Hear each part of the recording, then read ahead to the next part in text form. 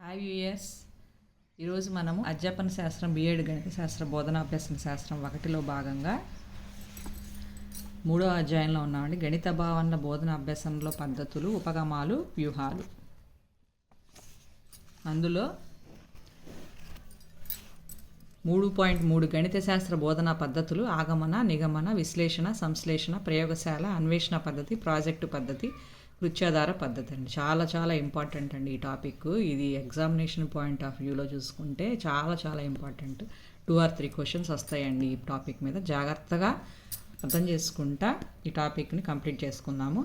చివరి వరకు చూడండి, వీడియో ఎక్కడికి స్కిప్ చేయకుండా. చాలా ఇంపార్టెంట్ అండి. ఫస్ట్ వన్, పరిచయం ఏంటి? ప్రజాస్వామ్య ప్రభుత్వాల లక్ష్యాల్లో ఒకటి అందరికీ విద్య. ఏ సందేహాలు లేకుండా ఇప్పుడు నేర్చుకునే వారికి విద్య అంటే ఏంది?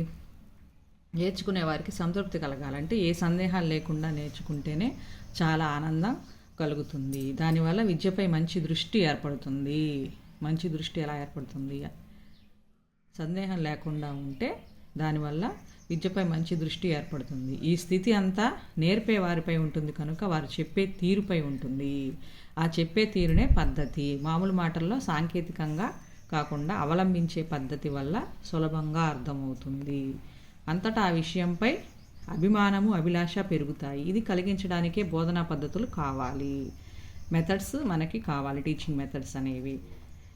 కాబట్టి గణితంలో సూత్రాలు, నియమాలు, ఆవిష్కరణ, సమస్య పరిష్కారం ఇవన్నీ ఉంటాయి. ఏ సందర్భానికి ఏ పద్ధతి అవసరమో ఉపాధ్యాయుడు నిర్ణయించుకొని లెసన్ ప్లాన్ ప్రిపేర్ చేసుకొని ఆ బోధనా పద్ధతి అనుగుణంగా బోధన చేస్తూ ఉంటారు.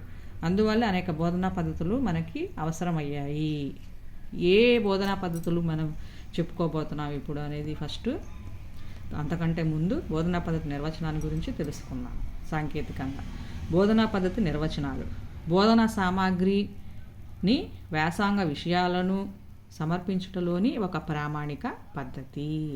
అందజేయవలసిన జ్ఞానము, ఉద్దేశాలను దృష్టిలో ఉంచుకొని విద్యా ప్రక్రియలో ప్రవేశించే అనేక మూలకాలను హేతుబద్ధంగా క్రమంలో ఉంచడం, సమతుల్యతను సాధించడం. ఇక్కడ మూలకాలంటే విద్యార్థి స్వభావము, బోధనా సామాగ్రి, సంపూర్ణ అభ్యసన సందర్భం అని గుడ్ విద్యా నిఘంటువులో చెప్పబడి ఉంది. ఈ బిట్ ఇంపార్టెంట్ అండి. నెక్స్ట్ ఆగమన పద్ధతి గురించి చెప్పుకోండి. Inductive method. ఈ పద్ధతికి ఆధారమైన సూత్రాలు: మూర్తత్వం నుండి అమూర్తత్వానికి, తెలిసిన విషయాల నుంచి తెలియని వాటికి, ఒక ప్రత్యేక అంశంతో ప్రారంభించి ఒక సార్వత్రిక సత్యాన్ని చేరుకోవడాన్నే ఆగమనం అంటారు. ఇప్పుడు అటువంటి సందర్భాలకు నిజమవుతుందని తెలియజేయడాన్ని, అంటే కొన్ని సందర్భాలకు హేతుబద్ధంగా నిజమైతే అటువంటి అన్ని సందర్భాలకు నిజమవుతుందని తెలియజేయడాన్ని ఆగమనం అంటారు. ఆధారం తీసుకున్న విధానమే ఆగమన పద్ధతి.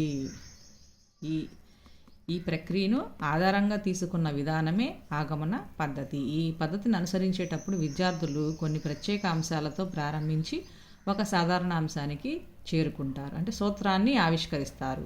పైథాగరస్ స్థిరం ఉందనుకోండి, భుజము స్క్వేర్ ప్లస్ భుజము స్క్వేర్ ఈక్వల్ టు కర్ణము స్క్వేర్ అని రప్పించడం కోసం వివిధ రకాలైన ఉదాహరణలు తీసుకొని వాటిని చేసి తర్వాత ఈ సిద్ధాంతము రుజువైనది అని చెప్పి రాస్తాం కదా, అలా ఆగమన విధానం అంటే ఏంటంటే కొన్ని మూర్త సందర్భాలు తీసుకున్న తర్వాత విద్యార్థి సాధారణీకరిస్తాడు. మూర్త అర్థం నుండి అమూర్త నియమాలకు పోవుట, ప్రత్యేక అంశం నుండి సాధారణ అంశానికి పోవుట, ఉదాహరణ నుండి సూత్రాన్ని సాధారణీకరించుట. 4 బిట్లు వచ్చినాయి చూడండి ఇక్కడ. ఇది ఇచ్చేసేసి ఇది ఏ పద్ధతిలో ఉపయోగిస్తారు అలా ఇస్తారనమాట. 4 బిట్లు ఇక్కడ.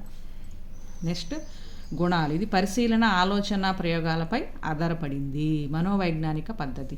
ఇందులో విద్యార్థుల స్వయం వ్యాసంగం, సెల్ఫ్ యాక్టివిటీ ఉంటుంది. తార్కిక పద్ధతి, గణితానికి తగిన పద్ధతి. సూత్రాలను ఆవిష్కరించడంలో స్వయంగా పాల్గొనడానికి విద్యార్థులకు అవకాశం కలుగుతుంది. సూత్రం ఏ విధంగా ఆవిష్కరించబడిందో అవగాహన అవుతుంది కాబట్టి సూత్రాలను కంఠస్థం చేయాల్సిన అవసరం ఉండదు. ఉదాహరణలు తీసుకొని వాటి నుంచి రాబడతాం కాబట్టి ఇక్కడ బట్టి వేసే విధానానికి ప్రస్తావన లేదు. ఏ స్థాయిలోనే సందేహాలు తలెత్తకుండా చూడాలండి. ఇది చిన్న చిన్న ఉదాహరణల ద్వారా. దోషాలు కూడా ఉన్నాయండి. ఏ విధంగా ఉపయోగాలు ఉన్నాయో అలాగే దోషాలు కూడా ఉన్నాయి. ఏంటంటే సూత్రావిష్కరణ జరిగింది, అంత మాత్రాన ఆ శీర్షిక నేర్చుకోవడం పూర్తయినట్లు కాదు. ఆ శీర్షిక స్థిరపడడానికి ఎంతో కృషి, అభ్యాసం అవసరమవుతాయి. చాలా కృషి ఉంటుంది ఇక్కడ.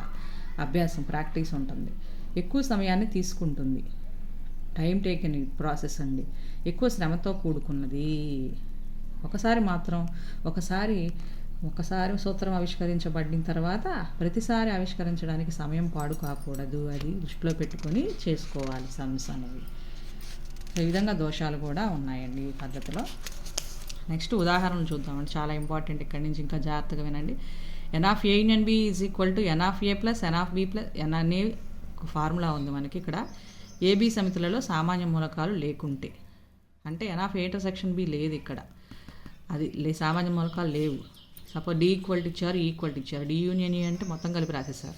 ఎం ఇచ్చారు, ఎన్ ఇచ్చారు, ఎం యూనియన్ అంటే మొత్తం కలిపి రాసేసారు. పి ఇచ్చారు, క్యూ ఇచ్చారు, పి యూనియన్ క్యూ అంటే మొత్తం కలిపి రాసేసారు.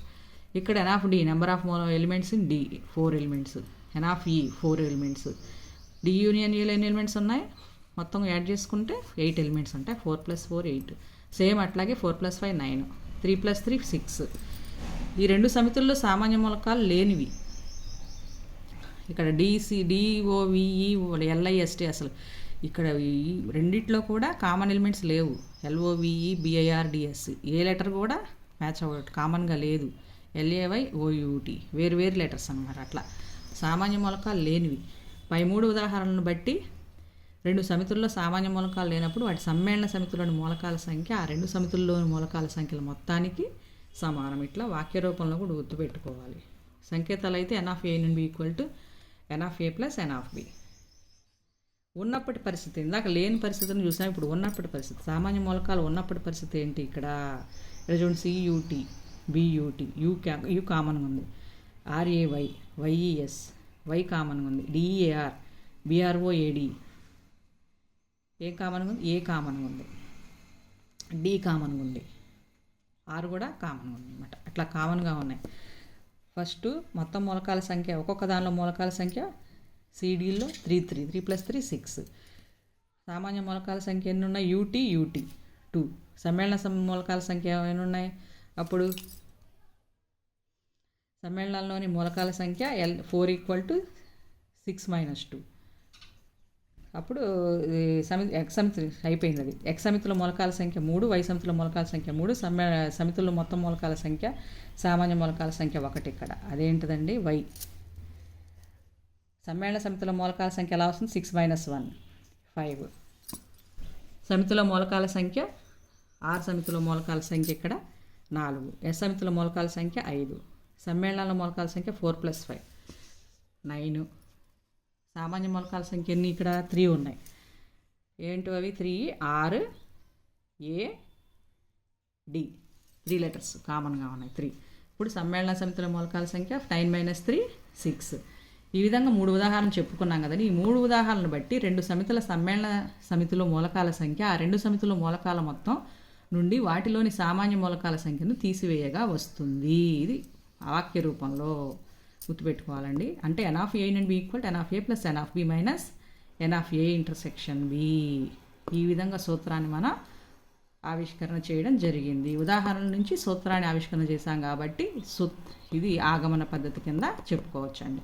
అట్లాగే ఒక బహుభుజంలోని అంతర కోణాలు మొత్తం 2n - 2 లంబ కోణాలు లేక 2n - 4 లంబ కోణాలని సూత్రాన్ని మనం ఎలా రుజువు చేస్తాం? ఉదాహరణల ద్వారా తీసుకోవాలి కాబట్టి ఇది సెకండ్ సమ్ అండి. త్రిభుజంలోని భుజాల సంఖ్య ఎంత? 3 భుజాలు. 3 భుజాలతో ఎన్ని త్రిభుజాలు